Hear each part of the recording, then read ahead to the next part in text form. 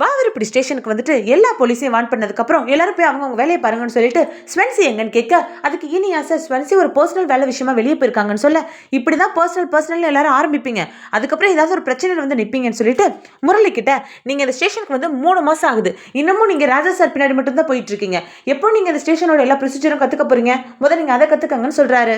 முரளியும் okay சார்னு சொல்லிடுறாரு. அடுத்து முரளி ராஜா ரூமுக்கு போக ராஜா முரளி கிட்ட அவன் இப்படிதான் ஏதாவது சொல்லி பூச்சி காட்டிட்டு இருப்பான், நீ எல்லாம் எதுவும் பயப்படாது அப்படின்னு சொல்றாரு.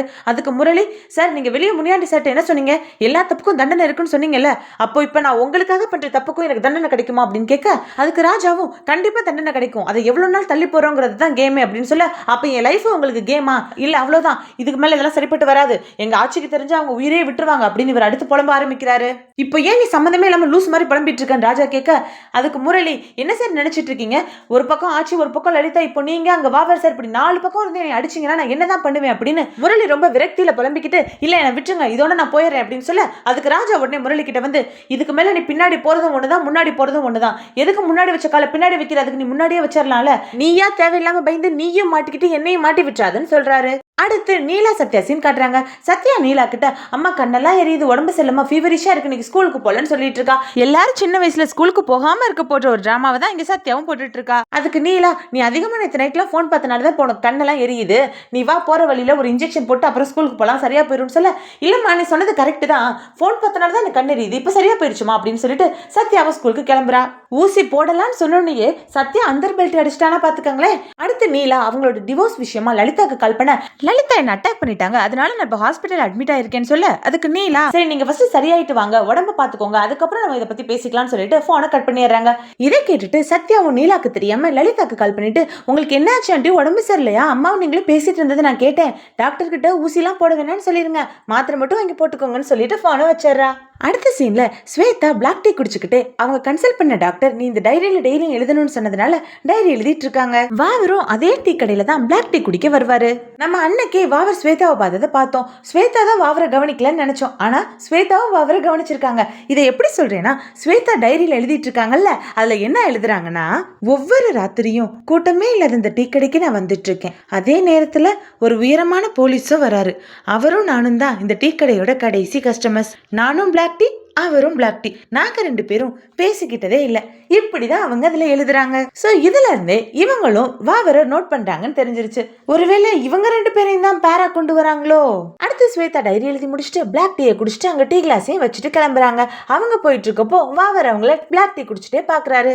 அடுத்த சீன்ல லலிதாவை ஹாஸ்பிட்டல்ல ஸ்வேதா செக் பண்ணி பார்த்துட்டு இப்போ ஓகே எல்லாம் பரவாயில்ல நல்லா இருக்குன்னு சொல்லிட்டு இருக்க அங்க பக்கத்துல முரளியும் கௌதமும் இருக்காங்க. லலிதா முரளி கிட்ட நான் உன்னை வீடு பார்க்க சொன்னேன் என்னாச்சுன்னு கேட்க அப்ப ஸ்வேதா லலிதா கிட்ட நீங்க வேணும்னா என்னோட ரூம்க்கே ரூம்மேட்டா வந்துடுறீங்களா, நானே ரூம்மேட் வேணும்னு ஆட் கொடுக்கலான்னு தான் இருந்தேன், நீங்கன்னா எனக்கும் கொஞ்சம் கம்ஃபர்டபுளா இருக்கும்னு சொல்றாங்க.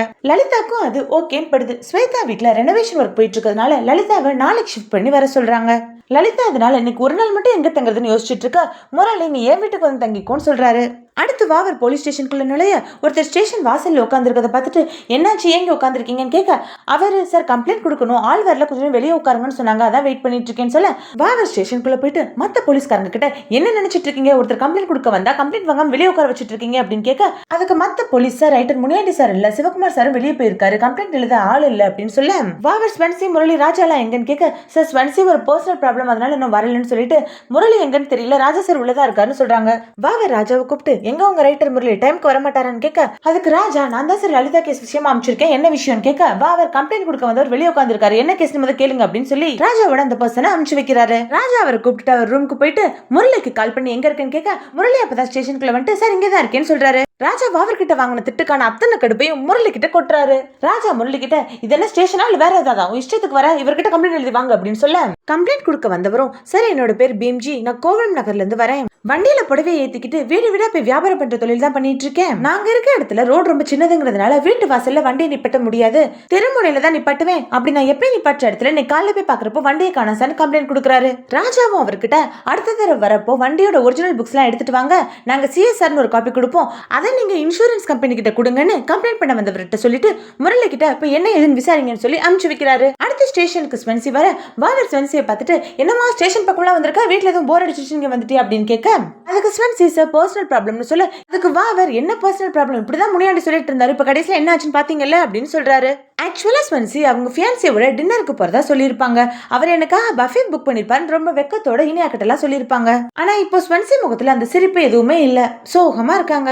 ஒருவேளை ஸ்வென்சிக்கு இந்த அலைன் செட் ஆகல போல. செட் ஆகலன்னா ஸ்வென்சி தான் சோகமா இருப்பாங்க, ஜீவா ரொம்ப சந்தோஷமா இருப்பாரு. வாவர் ஜீவாவை கூப்பிட்டு ஸ்வென்சி லேட்டா வந்ததுனால இவங்களுக்கு பனிஷ்மெண்டா 1 மணி நேரம் துப்பாக்கியை பிடிக்கணும், நீ தான் அதை பாத்துக்கணும்னு சொல்றாரு. ஜீவா டின்னருக்கா போற, டின்னருக்கு இரு உன்னை எப்படி வச்சு செய்றேன் பாரு அப்படின்னு மனசுக்குள்ள நினைச்சுக்கிட்டு ஓகே சார்னு வாவர்ட்ட சொல்லிட்டு ஸ்வென்சியை பாக்குறாரு. அடுத்து முரளி கம்ப்ளைண்ட் பண்ண வந்தவரோட அவரோட வீட்டுக்கு போறாரு. அவர் வண்டி எங்க நிப்பாட்டி இருந்தாலும் கேட்டு தெரிஞ்சுக்கிறாரு. இங்கே இடம் இருக்குல்ல அப்புறம் அங்க நிப்பாட்டினீங்கன்னு கேட்க அதுக்கு பீம்ஜி இல்ல சார் வண்டியில நிறைய துணியெல்லாம் கட்டி வச்சிருக்கிறதுனால வீட்டு வாசல் முன்னாடி நிப்பாட்டினா மத்த வண்டியெல்லாம் போக வர இடைஞ்சலா இருக்குன்னு திட்டுவாங்க, அதனாலதான் சொல்றாரு. முரளி அப்படியே அந்த தெருவை பார்த்துட்டு பீம்ஜியோட வீட்டையும் போட்டோ எடுத்துக்கிறாரு.